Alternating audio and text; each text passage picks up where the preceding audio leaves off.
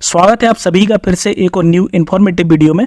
आज की वीडियो में हम बात करेंगे कि एंजल वन के अंदर आपको फर्स्ट टाइम ट्रेड कैसे करना है। अगर आपको शेयर मार्केट के बारे में ज़्यादा जानकारी नहीं है, डीमैट अकाउंट कैसे यूज़ करते हैं, कैसे ट्रेडिंग करते हैं, इसके बारे में भी आपको जानकारी नहीं है, तो इस वीडियो को पूरा देखना, आपको बहुत अच्छी इन्फॉर्मेशन मिलेगी और बहुत सारा कुछ सीखने के लिए मिलेगा। क्योंकि इस वीडियो में मैं काफ़ी डिटेल में और काफ़ी बेसिक से सारी चीज़ें बताऊँगा।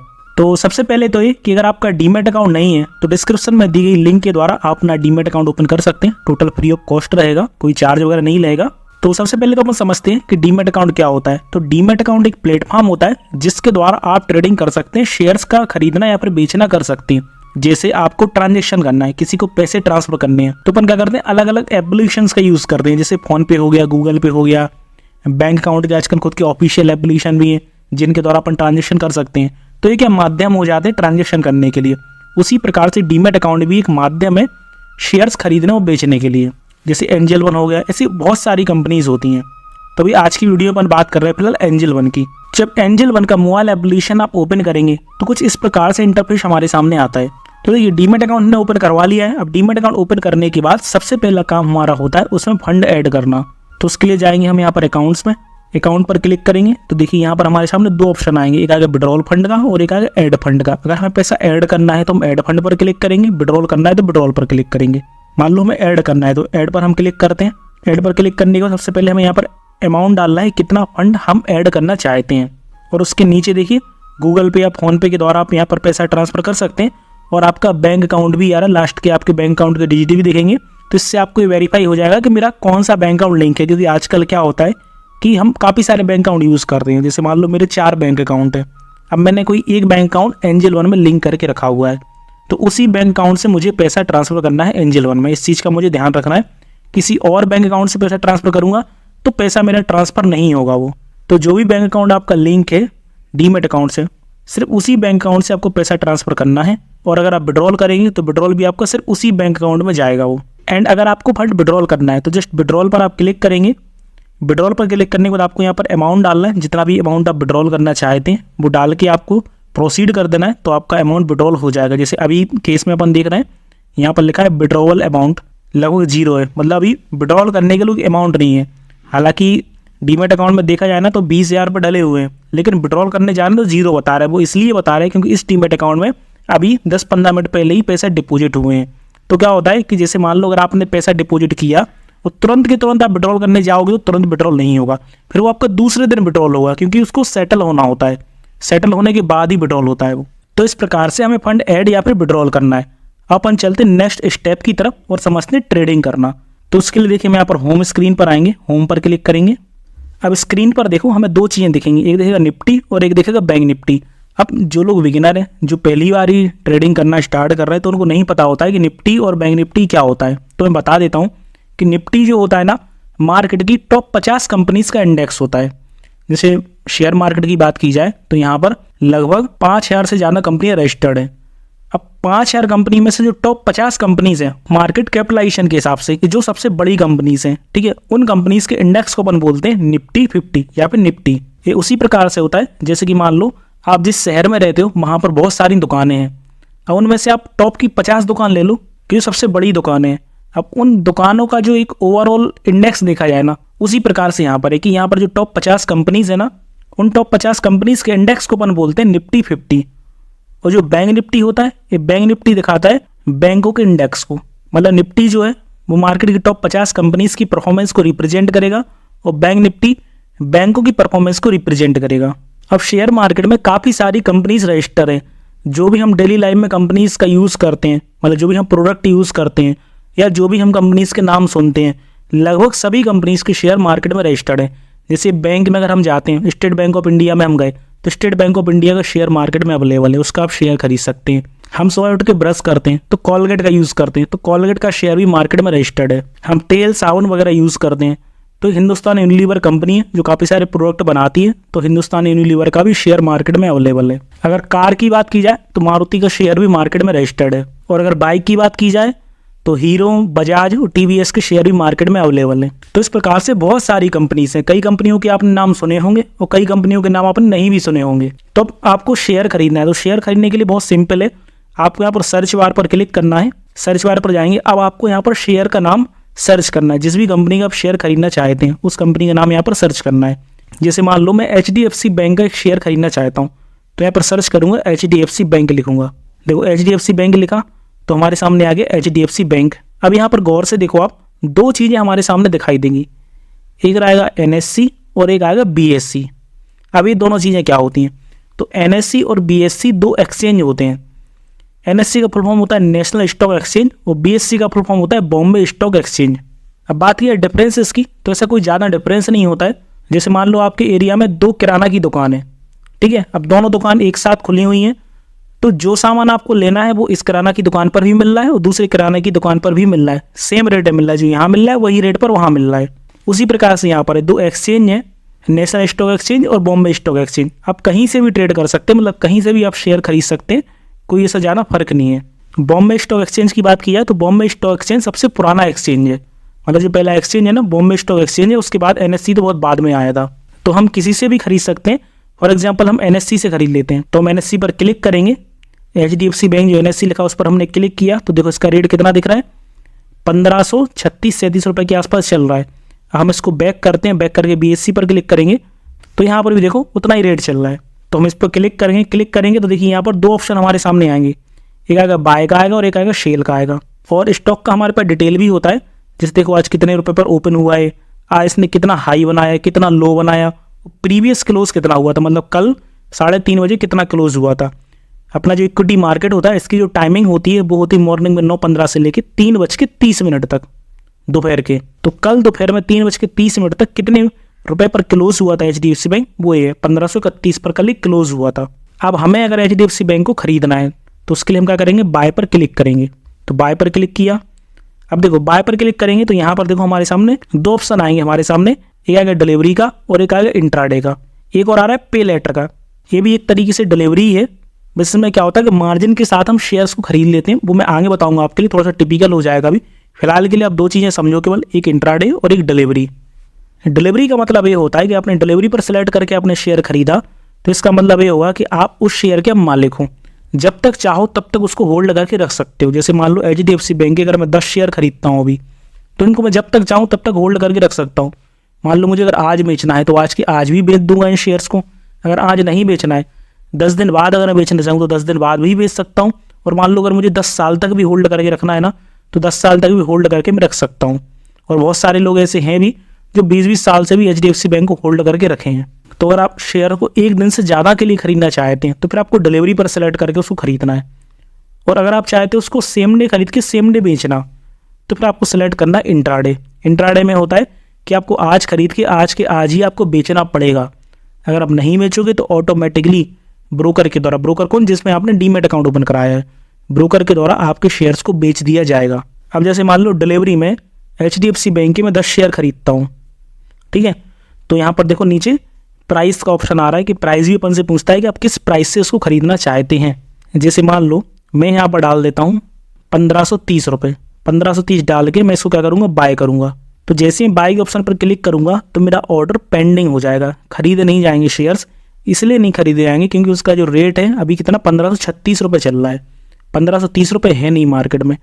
जब भी 1530 रुपये आएगा तो वहाँ से ऑटोमेटिकली बाय हो जाएगा। अब इस ऑर्डर का यूज़ अपन इसलिए करते हैं कि मान लो हम कहीं बिजी हैं, ऑफिस में हैं, कुछ काम कर रहे हैं और हम करंट रेट से खरीदना नहीं चाहते, हम अपनी अलग से प्राइस देना चाहते हैं, तो प्राइस हम दे के उसको छोड़ सकते हैं। हमें कंटिन्यू मार्केट को वॉच करने की जरूरत नहीं है कि इसका कब रेट आता है 1530 रुपये, कब मैं इसको खरीदूँ। अपन 1530 डाल के उसको छोड़ देंगे, सॉफ्टवेयर में डल जाएगा, जब भी उसका रेट आएगा 1530 रुपये ऑटोमेटिकली वहाँ से बाय हो जाएगा। दूसरा ऑप्शन है हमारे सामने मार्केट का। अगर हम मार्केट पर क्लिक कर देंगे तो देखो ऐसे प्राइस डालने का ऑप्शन हमारे सामने से हट गया है।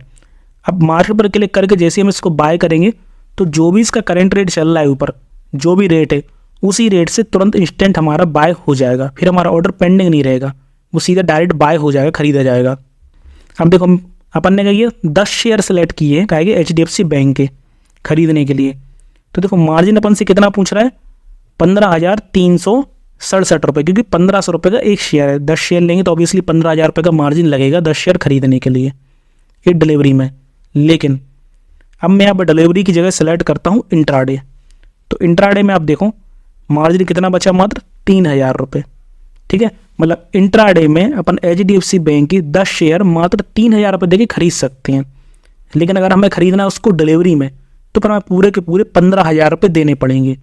तो ये मेन डिफरेंस होता है इंट्राडे का और डिलीवरी का, क्योंकि डिलीवरी में क्या होता है कि शेयर खरीदने के बाद उसके मालिक हम हैं, हम उसको जब तक चाहें तब तक होल्ड करके रख सकते हैं। लेकिन इंट्राडे में ऐसा नहीं है। इंट्राडे बोलता है हम आपको मार्जिन दे रहे हैं, लेकिन आपको कंडीशन बस ये रहेगी कि आज के आज ही आपको उसको बेचना पड़ेगा। और इंट्राडे की जो टाइमिंग होती है, ठीक है, मतलब जैसे मान लो डिलीवरी सेलेक्ट करके आपने शेयर अगर खरीदा है और इसको आप बेचना चाहते हैं तो 3:30 बजे तक बेच सकते हैं आप, 3:29 पर भी बेच सकते हैं। लेकिन इंट्राडे सेलेक्ट करके अगर आपने शेयर खरीदा है तो अधिकतम इसको आप होल्ड करके रख पाएंगे 3:15 तक। 3:15 तक अधिकतर ब्रोकर्स पोजीशन काटना स्टार्ट कर देते हैं। 3:15 पे आपकी पोजीशन को काट देंगे वो, मतलब कि उसको सेल कर देंगे। तो मतलब इंट्राडे में सेलेक्ट करके अगर आपने खरीदा है तो आपको ध्यान रखना है कि 3:15 से पहले पहले मुझे मेरी पोजीशन को बेचना है। नहीं बेचेंगे तो 3:15 पे ऑटोमेटिकली बिक जाएगा। अब उस केस में क्या होगा, मान लो 1530 से आपने खरीदा और 3:15 पर उसका रेट आ गया कितना, 1560 रुपये। 30 रुपये का प्रॉफिट हुआ, मतलब आपको एक शेयर के ऊपर। आपने 10 शेयर खरीदे तो 300 रुपये का प्रॉफिट हो गया आपके लिए। तो 300 रुपये का प्रॉफिट आपका बुक हो जाएगा। लेकिन यही सेम चीज़ अगर उल्टी हो जाती, मान लो 3:15 पर उसका रेट चल रहा है कितना, 1500 रुपये, तो फिर 30 रुपये के हिसाब से आपको नुकसान भी हो जाएगा वहाँ पर। तो ये डिफरेंस है इंट्राडे में और डिलीवरी में। आई थिंक आप समझ गए होंगे कि इंट्राडे और डिलीवरी में क्या डिफरेंस है। तो चलो अपन अब शेयर को खरीदते हैं। तो सबसे पहले अपन लिमिट सेलेक्ट कर देते हैं और प्राइस अपन दे देते हैं इसको 1530 रुपये का। 1530 मैंने डाल दिया, इंट्राडे सेलेक्ट किया है मैंने और मैं इसको बाय करता हूँ। बाय करने में इसको कंफर्म करने के लिए आएगा तो मैं कंफर्म कर दूंगा। अब देखो यहाँ पर आपके मन में एक क्वेश्चन आ सकता है कि भाई मैंने 10 शेयर खरीदे हैं तो मैंने किससे खरीदे हैं और मैं बेचूंगा तो किसको बेचूंगा। तो क्या है ना कि आपके जैसे हजारों लाखों ट्रेडर्स ट्रेड कर रहे हैं इसी प्रकार से, उनके पास ही डीमेट अकाउंट है और वो लोग भी ट्रेडिंग कर रहे हैं। तो आप जब खरीदने के लिए डालते हो ना तो कोई ना कोई ज़रूर होता है जो बेच रहा होगा उस समय, ठीक है। तो आपका ऑर्डर उससे मैच हो जाएगा और आपको शेयर्स मिल जाएंगे। और जब आप बेचने के लिए जाओगे तो कोई ना कोई ज़रूर होगा जो उसको खरीदने के लिए होगा, तो आपका ऑर्डर उससे मैच हो जाएगा, तो आपके शेयर्स बिक जाएंगे और सामने वाला आपको खरीद लेगा। अब आपको ये नहीं पता चलेगा कि किस व्यक्ति से आपने खरीदा, किस व्यक्ति को आपने बेचा, बस आपके शेयर्स आपकी साइड से खरीदे या फिर बेचे जाएंगे। तो जो ट्रेडर्स की संख्या होती है उसको हम बोलते हैं वॉल्यूम, मतलब जिस कंपनी में ज़्यादा से ज़्यादा ट्रेडर्स हैं उसको बोलते हैं कि उस कंपनी में ज़्यादा वॉल्यूम है। जैसे निफ्टी 50 की जो कंपनीज़ होती हैं, मतलब टॉप की जो 50 कंपनीज़ हैं, इनमें सबसे अच्छा वॉल्यूम मिल जाता है। मतलब इसमें कभी भी आप खरीदने के लिए रिक्वेस्ट डालोगे ना तुरंत आपका बाय हो जाएगा विदिन अ सेकंड, जैसे अपन ने अभी किया। और जब भी आप बेचोगे ना तो तुरंत आपका बिक जाएगा। जैसे अभी तो अपना खैर ऑर्डर पेंडिंग है क्योंकि 1530 अपन ने रेट लगाया है, 1530 क्योंकि अभी रेट इसका है नहीं मार्केट में, 1537 चल रहा है। अपन क्या करेंगे, इस पर क्लिक करेंगे, क्लिक करके अपन इसको मॉडिफाई भी कर सकते हैं। अपन ने ऑर्डर लगाया, लग रहा है कि नहीं आ रहा भैया 1530 रुपये, अपन यहीं से करंट मार्केट रेट से खरीद लेते हैं। तो क्या करेंगे, सिंपल यहाँ पर एडिट ऑर्डर में जाएंगे, इसको एडिट करेंगे। एडिट करके देखो यहाँ पर जो प्राइस डला है ना इसको अपन मार्केट पर टिक कर देंगे। मार्केट किया, अब देखो करंट मार्केट रेट से हो जाएगा, इसको अपन कंफर्म करेंगे। ये कंफर्म हो गया, अपना बाय हो गया। तो देखो जैसे ही मैंने क्लिक किया तुरंत ही अपना बाय हो गया। बाय होने के बाद कहाँ दिखेगा, ऑर्डर्स में, पोजीशंस में दिखेगा अपने लिए। तो अपन पोजीशन पर क्लिक करेंगे, पोजीशन पर क्लिक किया तो देखो यहाँ पर HDFC बैंक आ गया है। अब 1537.15 रुपये से अपना खरीदा गया है। जब अपन ने जैसे ही क्लिक किया था ना कंफर्म पर तो 1537.15 पैसे उस समय रेट था इसका मार्केट में। तो 1537.15 पैसे से अपना बाय हो चुका है। शेयर्स कितने अपने पास, 10 शेयर हैं, 10 अपन ने लेके रखे, उसका भी डिटेल अपन को यहाँ पर दिख जाता है। इंट्राडे में अपन ने बाय किया है तो इंट्राडे भी यहाँ पर दिख रहा है। और LTP मतलब होता है लास्ट ट्रेड प्राइस, मतलब अभी कितना रेट इसका चल रहा है तो रेट अपन को यहाँ पर लाइव दिखेगा। उसके हिसाब से मुझे कितना प्रॉफिट या फिर लॉस हो रहा है तो वो मुझे यहाँ पर दिखेगा। तो देखो -3 रुपये, -2 रुपये ऐसा दिख रहा है ना, ये मेरा अभी लॉस चल रहा है। जैसे ही ग्रीन में आ जाएगा ना मतलब मुझे प्रॉफिट चल रहा है। ग्रीन का मतलब मुझे प्रॉफिट में चल रहा है, मतलब मैं प्रॉफिट में चल रहा हूँ। तो इस प्रकार से आपको अपना ट्रेड करना है फर्स्ट ट्रेड। अब फर्स्ट करो या सेकंड करो, इसी तरीके से आपको ट्रेड करना है। ये प्रोसेस होता है ट्रेड करने का। किसी और भी कंपनी में अगर आपका डीमेट अकाउंट होगा, मान लो किसी और भी कंपनी में डीमेट अकाउंट आपने ओपन करवाया तो वहाँ पर भी सेम तरीके से होता है। अब बस आपने खरीद लिया शेयर को, अब आपको वेट करना है, वॉच करना है, देखना है कि भाई कब इसका रेट ऊपर आता है। आपको लगता है कि इसका रेट आज बढ़ेगा, ठीक है, फिर आपने खरीद लिया इसको। अब आप वेट कर रहे हैं, देख रहे हैं, आपने वेट किया 10 मिनट, 15 मिनट, 20 मिनट, 1 घंटा, जितना भी जो भी आपने हिसाब से करो, ठीक है। वेट करने के बाद आपने देखा कि भाई इसका रेट बढ़ गया, मान लो 1537 रुपये से इसका रेट चला जाता है 1550 रुपये। आपको लगता है कि हाँ ठीक है, सफिशिएंट प्रॉफिट है मेरे लिए इतना, तो फिर आपको उसको बेचना है। तो बेचने के लिए क्या करना, सिंपल इसी के ऊपर अपन क्लिक करेंगे। देखिए हमारे सामने एक ऑप्शन आएगा एग्जिट का। एग्जिट मतलब निकलना है, तो एग्जिट पर अपन क्लिक करेंगे। क्लिक करके अगर हम करंट मार्केट रेट से इसको बेचना चाहते हैं तो मार्केट पर हम टिक कर देंगे और इसको एग्जिट कर देंगे, तो करंट मार्केट रेट से ही हमारा बिक जाएगा। लेकिन अगर हमको अपना स्पेसिफिक प्राइस देना चाहते हैं, मान लो मैं 1537 से नहीं बेचना, जो भी करंट रेट चल रहा है, मैं चाहता हूँ 1550 से मैं इसको बेचूँ, तो 1550 में यहाँ पर डाल दूंगा। शेयर्स अपन को चेक कर लेना है कितने शेयर, देखो 10 आ रहे हैं क्योंकि 10 ही अपन ने खरीदे थे, तो क्वांटिटी यहाँ से अपनी वेरीफाई हो जाएगी। मान लो अपन को 10 शेयर नहीं बेचना, अपन को 10 में से 5 शेयर बेचना है, तो अपन क्या करेंगे, यहाँ पर 10 की जगह 5 शेयर लिख देंगे और इसको एग्जिट करेंगे। तो 5 शेयर अपने पेंडिंग में दिखेंगे ऑर्डर्स में, और 5 शेयर अपने यहाँ पर रहेंगे पोजीशंस के अंदर। मतलब कि जब भी अपना ऑर्डर कंफर्म हो जाएगा तो पोजीशंस में से 5 शेयर कम हो जाएंगे। जैसे देखो मैं आपको बताता हूँ, अपन 5 शेयर बेच रहे हैं, अभी मार्केट में टिक करके ही अपन बेच देते, इसको एग्जिट करेंगे। देखिए अपने 5 शेयर बिक चुके हैं। अब यहाँ पर कितने से 5 शेयर दिख रहे हैं, 5 शेयर हमारे बिक चुके हैं। अब मैं वापस से क्लिक करूँगा, वापस से क्लिक करके फिर एग्जिट करूँगा और मुझे बाकी के 5 शेयर और बेचने हैं, तो क्लिक करके मैं इसको एग्जिट कर दूंगा। या मान लो मुझे इसमें टारगेट लगाना है, उस स्पेसिफिक प्राइस देना है, तो मैं उसको टारगेट लगाना बोलते हैं। मतलब शेयर खरीदने के बाद बेचने के लिए कोई स्पेसिफिक प्राइस देना प्रॉफिट के लिए, तो उसको अपन टारगेट बोलते हैं। टारगेट और स्टॉप लॉस, 2 चीज़ें मार्केट में आपको बहुत ज़्यादा सुनने को मिलेंगी। तो यहाँ पर डाल देते 1550 रुपये और अपने इसको एग्जिट करते हैं। तो देखो अभी अपना पोजीशन चल रही है क्योंकि अभी इसका रेट आया नहीं ना 1550 रुपये। अपन जाएंगे ऑर्डर्स में, ओपन ऑर्डर में, तो देखो यहाँ पर ऑर्डर अपना पेंडिंग आ गया है। अब इस पर क्लिक करके इसको अपन एडिट कर देते वापस से और मार्केट पर टिक करके इसको अपन कंफर्म सेल कर देते हैं। सेल हो चुका है, पोजीशन में जाएंगे, ये देखो पोजीशन अपनी क्लोज हो चुकी है। लॉस कितना हुआ इसके अंदर, 1 रुपये 40 पैसे का। यहाँ पर भी नीचे लिखा है 1 रुपये 40 पैसे का अपन को लॉस हो। अब यहाँ पर एक चीज़ ध्यान रखना, 1 रुपये 40 पैसे का मुझे नुकसान हुआ है शेयर को खरीदने में और बेचने में। मतलब कि मैंने जो ट्रेड किया उसमें 1 रुपये 40 पैसे का मुझे नुकसान हुआ है, लेकिन मेरे डीमैट अकाउंट से 1 रुपये 40 पैसे नहीं कटेंगे, मेरे डीमैट अकाउंट से ज़्यादा पैसे कटेंगे। सबसे पहले तो बात करूँ ब्रोकरेज की, तो एंजल वन की जो ब्रोकरेज होती है 20 रुपये पर ट्रेड होती है। मतलब पर ट्रांजेक्शन का चार्ज 20 रुपये होता है। तो जैसे मैंने बाय किया था ना, तो 20 रुपये मेरा वो कटा। फिर मैंने एक बार 5 शेयर बेचे तो 20 रुपये मेरा तब लगा। फिर दोबारा 5 शेयर बेचे तो 20 रुपये मेरा तब लगा। टोटल कितना ब्रोकरेज लग गया मेरा, 60 रुपये तो ब्रोकरेज लग गया। इसके अलावा अप्रोक्स 10 से 15 रुपये इसके मेरे गवर्नमेंट के टैक्सेस वगैरह अदर चार्जेस भी लग जाते हैं। तो लगभग 70 रुपये के आसपास मेरे डीमेट अकाउंट से डेबिट होगा। दूसरे दिन जब मॉर्निंग में देखूंगा ना, तो मेरे 20,000 रुपये थे ना, तो 20,000 में से 70 रुपये कम हो जाएंगे। तो इस चीज़ का ध्यान रखना कि अगर आप एक बिगिनर हो, आप सोचो कि भाई मेरे को तो 5 रुपये का नुकसान हुआ था, लेकिन मेरे डीमेट से तो कट गए 25 रुपये, तो ध्यान रखना कि वो ब्रोकरेज लग जाती है। अब वो बेनिफिट अपन को तब मिलता है कि जब अपन ज़्यादा क्वांटिटी में ट्रेड कर रहे हैं। तो मैंने एग्जांपल के लिए बताया आपके लिए, नॉर्मल ट्रेड लेके दिखाया कि यार 1-2 रुपये के लिए तो कोई ट्रेड नहीं करता है। कोई भी काम करेगा व्यक्ति तो कम से कम 1000-500 रुपये की तो करेगा ही करेगा मिनिमम। तो अगर आप इतने के लिए काम कर रहे हो तो फिर वहाँ पर 20-40 रुपये अगर आपकी ब्रोकरेज लग जाती है ना, तो कोई मायने नहीं रखती है, और वो तो देनी ही पड़ती है ब्रोकरेज, क्योंकि डीमेट अकाउंट अपन यूज़ कर रहे हैं, ट्रेडिंग अपन कर रहे हैं, तो फिर अपन को चार्जेस भी देने पड़ेंगे। तो इस प्रकार से आप शेयर्स खरीद या फिर बेच सकते हैं। अब देखो मान लो अगर आपने कोई शेयर डिलीवरी में खरीदा है, जैसे HDFC बैंक में डिलीवरी सेलेक्ट करके खरीदता, तो आज मैं देखता तो आज तो मुझे वो यहाँ पर पोजीशन के अंदर ही दिखेगा शेयर, जैसे दिखा रहा ना HDFC बैंक अपन को ऐसे ही दिखता। लेकिन दूसरे दिन अपन देखेंगे ना, तो यहाँ पर नीचे जो ऑप्शन आ रहा है पोर्टफोलियो का, इस पर अपन क्लिक करेंगे तो पोर्टफोलियो में हमें दिखना स्टार्ट हो जाएगा। पोर्टफोलियो अपन जाएंगे यहाँ पर इक्विटी में, तो इक्विटी में देखेंगे यहाँ पर दिखेगा, जैसे देखो यहाँ पर एक शेयर दिख रहा है ना JP पावर एक शेयर खरीदा हुआ है डिलीवरी में, तो अपन को दिख रहा है। इसी प्रकार से HDFC बैंक भी दूसरे दिन दिखना स्टार्ट हो जाएगा। तो ये अपना कंप्लीट प्रोसेस हो गया शेयर खरीदने से लेके बेचने तक का। ऐसे ही मान लो अगर किसी और कंपनी के शेयर में आप ट्रेड करना चाहते तो सेम तरीके से आपको दूसरी कंपनी का नाम भी सर्च करना है। जैसे मान लो इस बार अपन ले लेते हैं एयरटेल को ले लेते हैं, तो एयरटेल हम टाइप करेंगे तो देखो यहाँ पर आ गया हमारे सामने भारतीय एयरटेल करके। इस पर हम क्लिक करेंगे देखिए इसका रेट हमें दिख रहा है कितना, 915 रुपये के आसपास चल रहा है भारतीय एयरटेल का रेट। अब इसको हमें खरीदना है तो सिंपल बाय पर हम क्लिक करेंगे एंड उसके बाद हम वही सेम प्रोसेस करेंगे जो हमने पहले की थी खरीदने के लिए। अब देखो यहाँ पर आपको काफ़ी सारे ऑप्शन दिख रहे होंगे, जैसे यहाँ पर हम क्लिक करेंगे तो यहाँ पर देखो आपको stop loss order, cover order, robo order, काफ़ी सारे ऑप्शन दिख रहे हैं।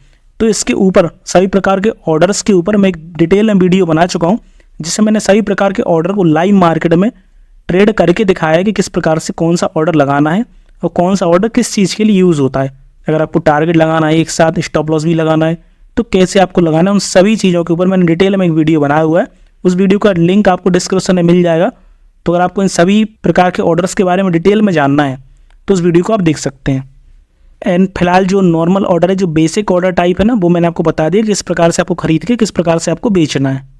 अब बात करते हैं अपन अपने फॉर्मूले की। जैसा कि मैंने थंबनेल में लगाया था, डिस्क्रिप्शन में लगाया था, 10 से 15 हज़ार रुपये प्रति महीने कमाने का फॉर्मूला, कि वो कौन सी ट्रिक है जिसके द्वारा हम शेयर बाजार से 10 से 15 हज़ार रुपये प्रति महीना कमा सकते हैं। तो देखो, ऐसी कोई भी ट्रिक नहीं है जिससे हम फिक्स 10 से 15 हज़ार रुपये महीने का कमा लें। और कोई व्यक्ति अगर आपसे बोलता है कि 10 से 15 हज़ार रुपये महीने का कैसे कमा सकते हैं, या वो आपको ट्रिक बताने का बोलता है कि मैं आपको ट्रिक बताऊंगा, तो समझ लीजिए कि आपसे झूठ बोल रहा है। ये मैंने थंबनेल में इसलिए लगाया था क्योंकि बहुत सारे लोग ऐसा लगा के रखते हैं 10 से 15 हज़ार रुपये महीने कमाने की ट्रिक, 20 से 25 हज़ार रुपये महीने कमाने की ट्रिक, 10 हज़ार लगा के 5 हज़ार कमा लो, 20 हज़ार लगा के हर महीने 20 हज़ार रुपये कमाने की ट्रिक। ऐसा मार्केट में कुछ भी नहीं होता है। आपको बहुत एक बेसिक चीज़ समझनी है। शेयर मार्केट क्या होता है कि बिजनेस होता है। जैसे मान लो HDFC बैंक के शेयर आप खरीद रहे हैं, मतलब HDFC बैंक या ओनरशिप खरीद रहे हैं। अब शेयर बढ़ेगा या घटेगा कब? जब HDFC बैंक का कारोबार अच्छा या बुरा चलेगा। मतलब HDFC बैंक के कारोबार पर डिपेंड करेगा आपके शेयर का बढ़ना या फिर घटना। तो अगर आपको शेयर मार्केट में पैसा लगाना है तो पहले आपको कंपनीज़ के बारे में जानकारी होनी चाहिए कि जिस कंपनी में आप पैसा लगा रहे हैं वो कंपनी कैसी है। देखो, कुछ चीज़ें बेसिक होती हैं। जैसे मान लो गर्मी बहुत ज़्यादा पड़ रही है, ठीक है, हर व्यक्ति आजकल क्या AC कूलर पंखा लगा रहा है, तो आपने क्या देखा, हैवेल्स कंपनी के शेयर अपन खरीद लेते हैं। आपने एक बेसिक अनुमान लगाया क्योंकि हैवेल्स का कोई पंखा वगैरह आपके घर में है, तो आपने एक बेसिक अनुमान लगाया कि भाई हैवेल्स कंपनी के अपन शेयर्स खरीद लेते हैं। ये आपका एक बेसिक अनुमान हो गया है। आपने सोचा कि चलो इसको 2-4 महीने के लिए खरीद लेते हैं, इसका रेट कुछ ना कुछ बढ़ जाएगा। ये मान लो आपने कोलगेट के शेयर खरीद लिए, आपको लगता है भाई कोलगेट के शेयर खरीद लेते हैं, हर व्यक्ति आजकल कोलगेट यूज़ करता है तो इसके शेयर बढ़ेंगे। तो ये नॉर्मल तरीका होता है शेयर्स को खरीदने का एक आम आदमी का, कि हाँ उनको पता नहीं होता, जानकारी नहीं होती, तो उनका जो सोचने का तरीका होता है वो यही होता है। लेकिन हाँ, स्टॉक मार्केट से कुछ फिक्स इनकम निकालने का कोई ऐसा फॉर्मूला नहीं है। आप शेयर्स खरीदते हैं, जैसे मान लो अपन फॉर एग्जांपल लेते हैं टाटा मोटर को, अपन लेते हैं टाटा मोटर पर क्लिक किया। अब देखो यहाँ पर आपको ऑप्शन दिख रहा है चार्ट का, तो अपन टाटा मोटर का चार्ट देखते हैं। ये देखो चार्ट आ रहा है, यहाँ से अपन कैंडल चेंज कर सकते हैं। जो 1M लिखा है ना, इस पर अपन क्लिक करेंगे तो यहाँ से अपन इसको कर लेते हैं 1 डे कर लेते हैं। अब देखो इसको पहले अपन सेट करते हैं चार्ट को। अब देखो यहाँ पर जो कैंडल अपन को दिख रही है ना, ये एक दिन की एक कैंडल है। अपन ने क्योंकि डे पर सेलेक्ट किया है। ये वाली जो लाइन है ना, ये अपन को प्राइस बताती है, और ये वाली जो लाइन है ये अपन को टाइम बताती है, मतलब किस दिन शेयर का रेट कितना था। जैसे टाटा मोटर की बात की जाए तो अभी अपन देख रहे हैं कितना 622 रुपये रेट चल रहा है। अपन देखते हैं यहाँ पर इस वाले पॉइंट को, आप देखिए यहाँ पर लगभग 650 रुपये के आसपास था, और उस समय अपन देखें ना तो सितंबर का मिड चल रहा था। इसको थोड़ा सा अपन जूम करेंगे और तो देखो यहाँ पर अपन को नीचे डेट भी दिखना स्टार्ट हो जाएगी, कि अपन को डेट भी दिख जाए किस डेट को इसका कितना प्राइस था। लगभग 20 तारीख को इसे हाईएस्ट पॉइंट पर पहुंचा था अपने, देखो यहाँ पर 20 सितंबर को। अपन इसको थोड़ा सा जूम आउट करते हैं तो यहाँ पर देखो, और पीछे चलते अपन तो देखो यहाँ पर पीछे टाटा मोटर का रेट पहले कम था, कितना 540 रुपये के आसपास था। अपन थोड़ा सा और पीछे चलेंगे तो देखो और कम था इसका रेट, कितना 460 रुपये के आसपास था। एक हफ्ता अप्रैल के महीने में था, अप्रैल के महीने में देखा जाए तो कितना 460 और 470 रुपये के आसपास टाटा मोटर का रेट चल रहा था। और अभी सितंबर का महीना चल रहा है, तो सितंबर में अपन देख रहे हैं कितना रेट आ गया इसका, 622 रुपये चल रहा है।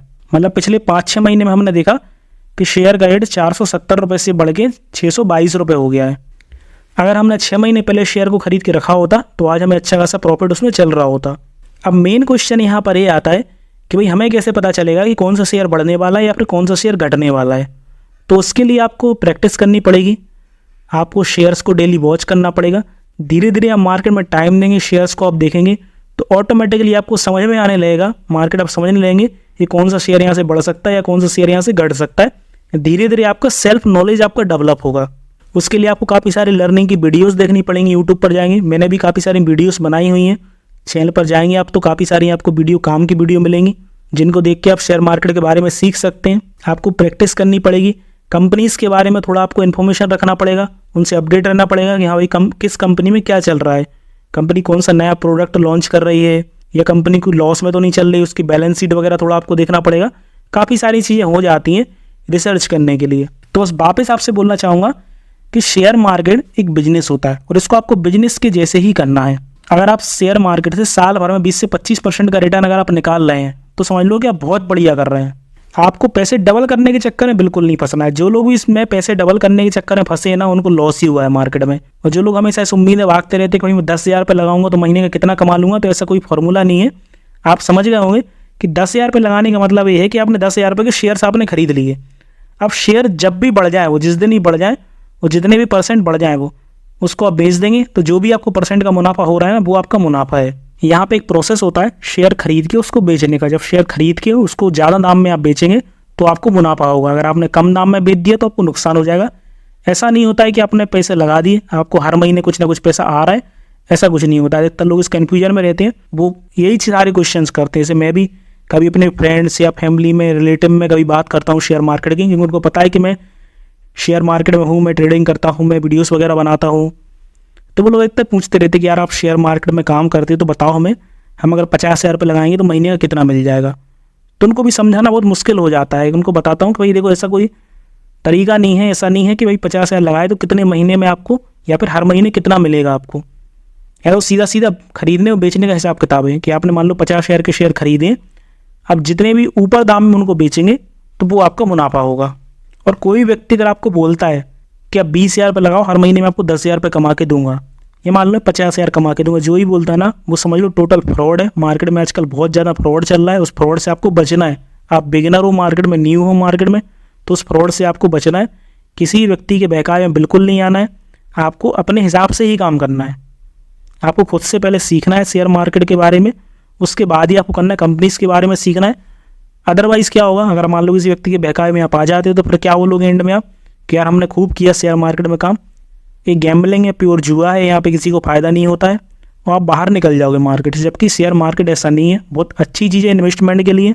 आप कंपनी के शेयर्स आप खरीद सकते हैं, लेकिन सिर्फ और सिर्फ आपको अपने नॉलेज से काम करना है। जितना नॉलेज है उतना काम करना है। ज़्यादा नॉलेज नहीं है तो आपको ज़्यादा पैसा बिल्कुल नहीं लगाना है, कम पैसे में ही काम करना है।